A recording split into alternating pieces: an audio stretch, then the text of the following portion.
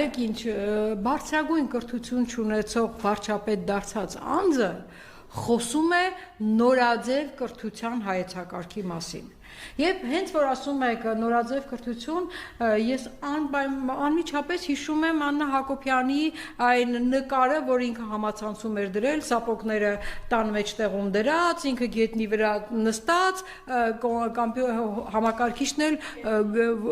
դիմացը դրած։ Հասկանում եք, սա է իրանց նորաձև կրթությունը, ինչ է նշանակում նորաձև կրթություն իրենց ասած։ Այսինքն տարբեր հասարակական կազմակերպություններով, տարբեր խմբերով հավաքվել, ինչ որ հարց քննարկել եւ համարել դա նորաձև կրթություն։ Նորաձև կրթությունը իրականում հայեցակարգային է։ Ո՞րն է այդ հայեցակարգայինը։ Մենք չպետք է ունենանք նորաձև կրթություն, մենք պետք է ունենանք ազգային պետականամետ կրթություն։ Հասկանում եք, ազգային պետականամետ կրթություն։ Ինչ է նորաձևությունը կրթության մեջ։